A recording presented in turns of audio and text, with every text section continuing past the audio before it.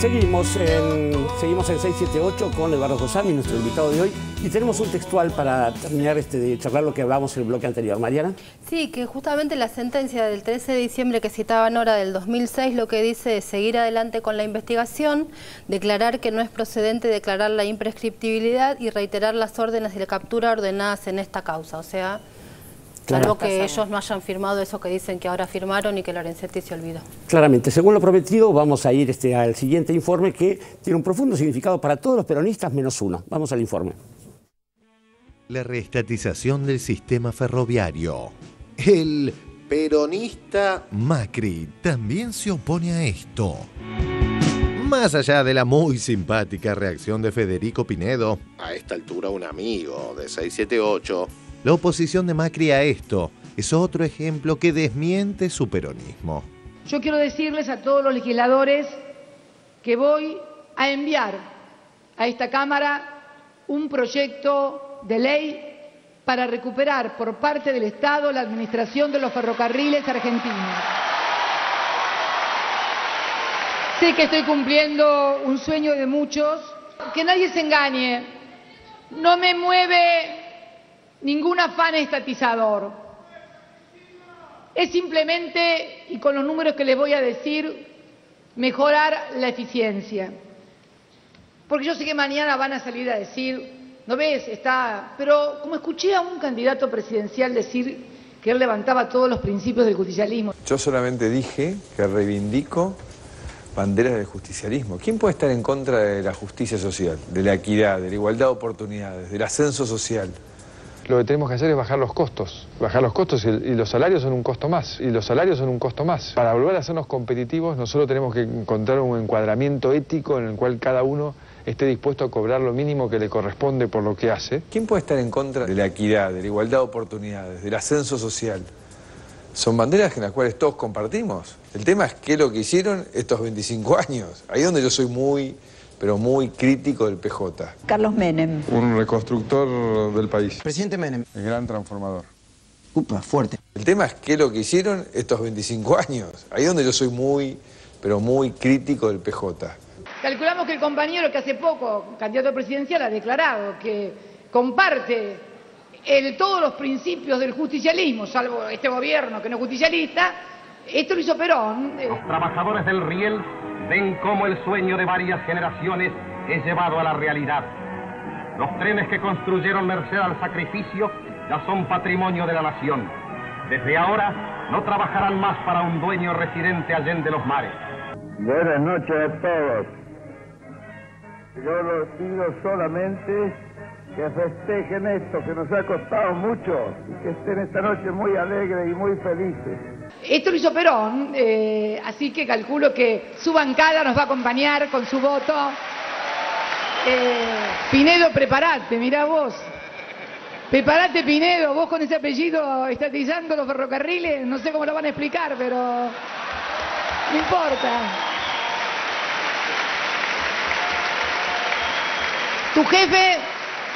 Tu jefe ha reivindicado a quien fue jefe de nosotros durante tantas décadas, así que dijo que él compartía todos los principios de él, así que calculo que vos, como miembro del PRO, también los compartirás. Para hablar de banderas justicialistas y de políticas públicas, anunció la presidenta que van a estatizar los ferrocarriles. ¿Usted está de acuerdo con eso? Qué viejo el planteo. Qué viejo. Ya la cosa no pasa por si lo maneja el privado o el público. Pasa por si funciona o no funciona. Nosotros no damos ese tipo de discusiones. ¿Usted es de derecha, Macri? Otra vez, no sé. ¿El Metrobús es de derecha?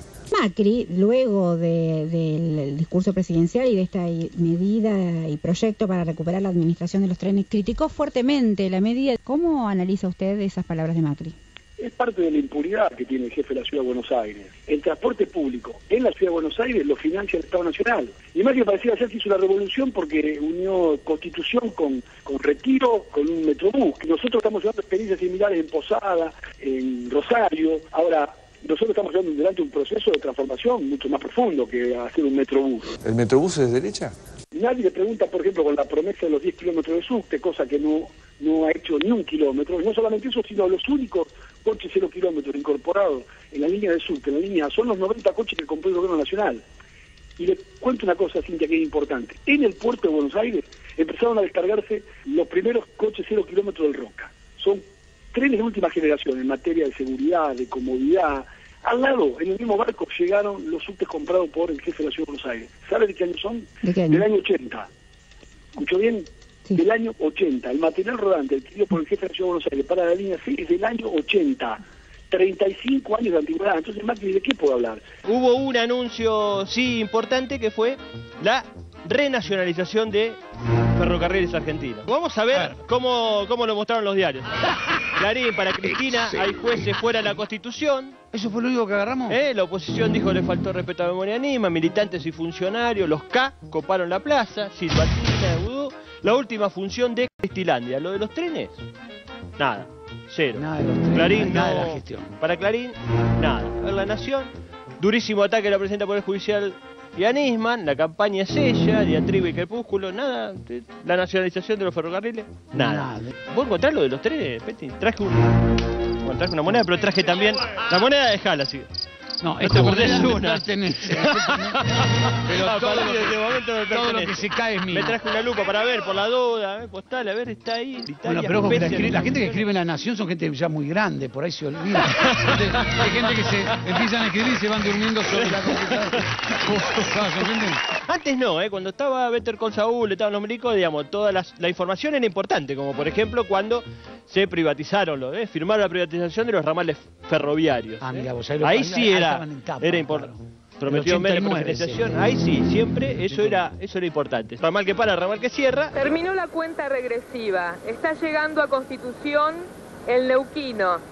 Por última vez, los trenes hoy atravesarán el país para llegar a Buenos Aires. O sea que mañana cerrarán como consecuencia del ajuste. De esta manera, más de 100.000 pasajeros mensuales se quedarán sin este servicio y unos 27.000 trabajadores serán despedidos. Numerosos pueblos quedarán totalmente aislados. Da muchas ganas de llorar. Eso es todo lo que le puedo decir y lamento en el alma de todo corazón que esto suceda. Ramal que para, ramal que cierra y los trenes terminaron más o menos así. ¿Terminó? Esta era la red ferroviaria y así quedó cuando se fue Better Call Saul en el 99. El cierre del discurso de Macri en la apertura de sesiones porteña reflejaría que, más que peronista, el precandidato pretende mostrarse kirchnerista. No he pedido ni solicitaré cheques en blanco. Vengo en cambio a proponerles un sueño: reconstruir nuestra propia identidad como pueblo y como nación. Fue hace 7 años atrás que me senté acá por primera vez.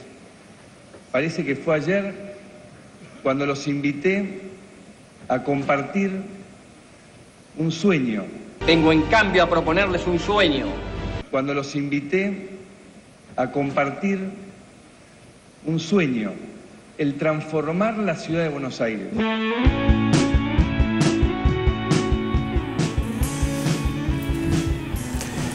Bueno, Martin Luther King Jr. se revuelve en su tumba, y sin la gran masa del pueblo combatiendo en Capital el compañero Macri. Eduardo Josami. Bueno, más allá de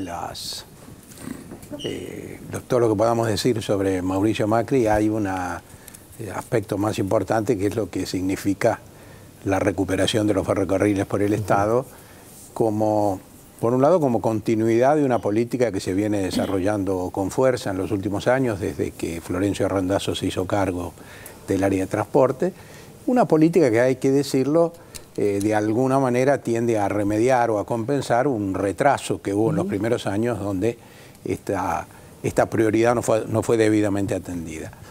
Me parece que la discusión que plantea Macri acerca de que esto es viejo es el típico argumento de los años 90.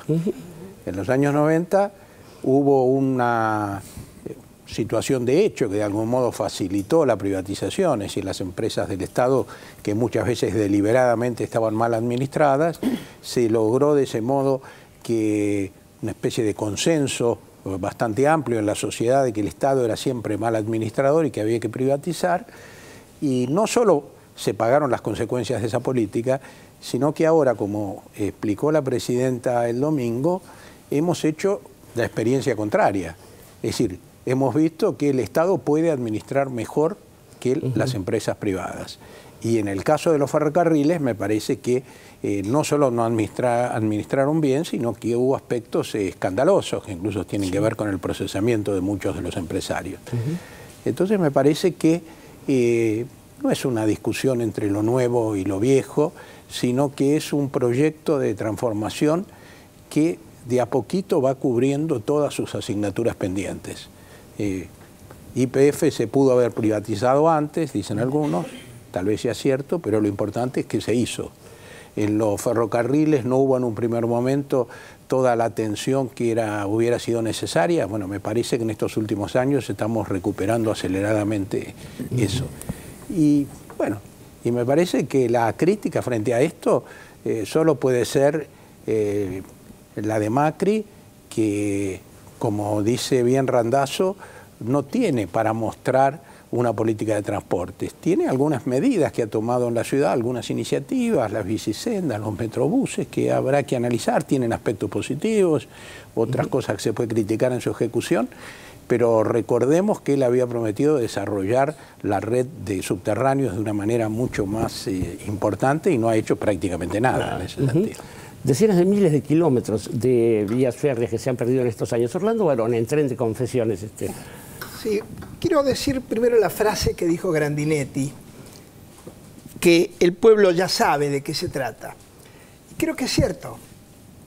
El pueblo sabe de qué se trata. Los que no saben de qué se trata o no quieren saber de qué se trata son algunos individuos o algunos sectores, como hemos visto en el informe. Pero el pueblo sabe de qué se trata. La imagen de la fotografía de ese video que pasó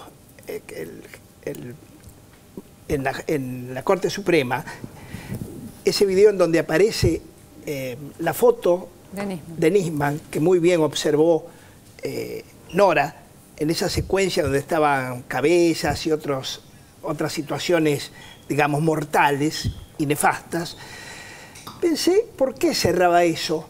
Obviamente por lo episódico, por lo contemporáneo, pero también pensé, ¿qué riesgo? Yo diría riesgo moral para el propio Lorenzetti, porque el caso de Nisman, me hago cargo de lo que voy a decir, porque ese es un límite que la muerte siempre logra, digamos, atajar y reprimir pensamientos libres que uno tiene. La consagración de ese muerto como héroe y mártir, tan apresuradamente, tan ampulosa, tan solemnemente, en el poco tiempo transcurrido, esa figura estatuaria ya dejó de ser una estatua y la relación episódica de los hechos que se van sucediendo lo van reduciendo a la mera categoría de hombre, a la mera categoría humana, y ahí habría que discutir cuán imperfectamente humana. Entonces, el hecho de haber cerrado como si fuera un mártir, un prócer, ya es una desubicación, te diría, de parte de... No me sorprendió, y a nadie de nosotros creo, el discurso de Lorenzetti. Para nada. Creo que lo que dijo estaba dentro de su tono, inclusive lo vi recogido o encogido en la posibilidad de refutación. Más allá de las interpretaciones disímiles que va a haber e intencionadas, porque todo texto, toda oratoria, esto mismo que estoy diciendo, puede producir las interpretaciones que quienes están del otro lado quieran hacer. Pero la realidad es que Lorenzetti no refutó nada de lo que la presidenta dijo en su discurso. Más allá de los matices judiciales o jurídicos que ya han marcado aquí ustedes. Otra cosa que creo que vale la pena mencionar, y creo que sí, que tiene que ver, lo marcó, creo, sí, Sandra en un momento, sobre la abstracción, que le pareció, no quiero corregirte, ni simplemente le pareció que era abstracto todo lo que decía Lorenzetti. Y si ustedes recuerdan, yo lo vi como tantos y traté de escucharlo con atención, él habló muchas veces de abstracción. Dejémonos de hablar de abstracciones, decía, para hablar de hechos concretos, de seres humanos que sufren. resulta que en el discurso no apareció nunca un ser humano. Todas eran abstracciones. Cuando vos dijiste, fue una observación perfecta. Él decía, observemos a esos seres humanos que sufren. Y uno trataba de verlo en las palabras. ¿Dónde estaban los seres humanos? Que en el discurso de Cristina aparecen a cada instante. Y no aparecían. Aparecía toda esa cosa de esa retórica, digamos, yo diría una retórica apacible, en donde muestra su personalidad. Y quiero decir algo para cerrar. Me pareció, extraordinariamente oportuno la observación de Víctor Hugo acerca de ese discurso sobre la impunidad que comienza con eso, Lorenzetti. Y todas las personas que están desarmadas de preparación intelectual para entender a dónde iba, pueden creer que este es un país impune, donde todo ocurre y las muertes suceden tal cual lo relatan los diarios y los medios que estaban en las primeras filas como describieron aquí. Y me da la impresión de que Víctor Hugo pone, digamos, en transparencia eso que aparece en el discurso de Lorenzetti. Orlando, sí, Orlando, se nos quedó la estación Tribunales, Orlando, porque habíamos tenido el informe de los ferrocarriles. ¿Vos querés agregar algo más, Edgar? Porque tenemos un informe más y queríamos verlo. Aprovecho la intervención de Orlando para decir que Lorenzetti cometió un acto institucional muy grave si se confirma esta cuestión del falso cierre de la embajada. Sobre los ferrocarriles voy a tratar de ser muy cortito. Leí una de las notas que aparece ahí, el título en el informe, donde Pañi concretamente dice que para el gobierno, hablando del tema de los ferrocarriles, para el gobierno los ricos son siempre malos, los pobres son siempre buenos, lo estatal es bueno, lo privado es malo, lo nacional es bueno, lo extranjero es malo. Se equivoca Pañi muy groseramente. ¿Por qué? Porque de lo que se trata no es de lo estatal y lo privado, de lo que se trata es de lo público.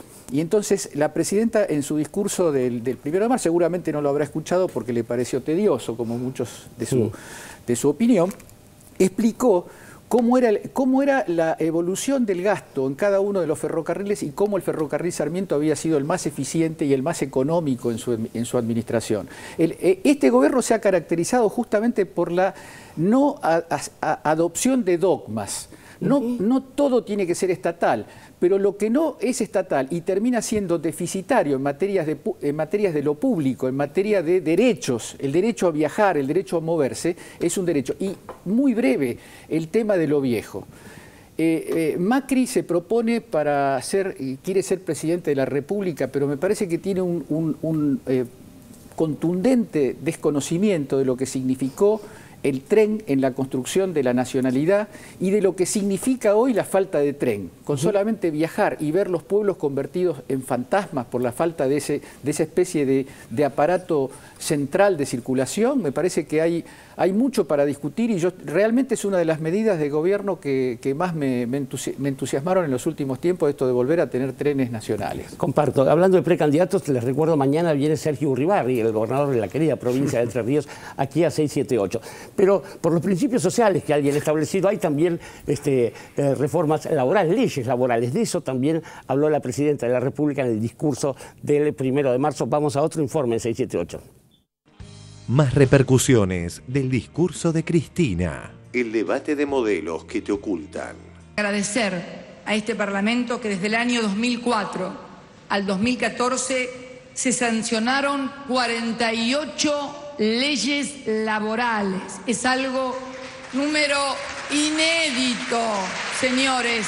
Festejen porque todos ustedes participaron en este logro de la democracia argentina. El Parlamento argentino votó 48 leyes laborales y no tuvieron que avergonzarse de ninguna. Al contrario, al contrario.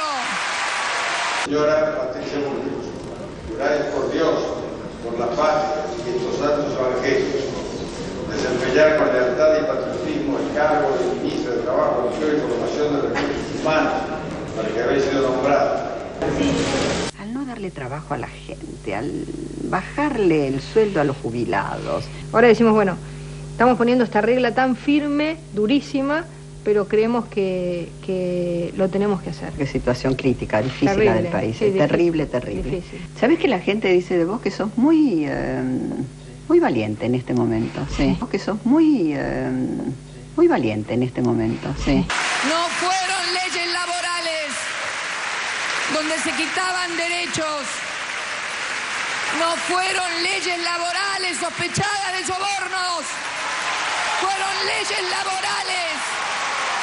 Fueron leyes laborales dando derechos, ampliando derechos. El presidente Fernando de la Rúa puso en funciones al nuevo secretario de Desarrollo Social. Cumpliendo y haciendo cumplir en cuanto de vos dependa la Constitución de la Nación Argentina. Sí, juro. Se ha puesto en marcha un nuevo programa económico. Estamos confiados en que las medidas económicas son políticas activas. Creo que vamos a crecer y que desde Desarrollo Social vamos a tener menos actividad. Algunos que fueron restituciones, como fue el Estatuto del Peón Rural. Otros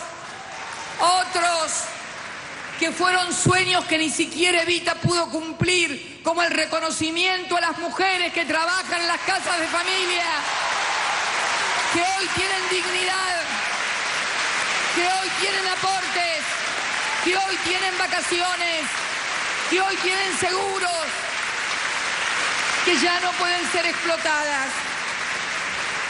Y el repunte que tenemos también de la generación de empleo ya en el primer mes del año que estamos en curso.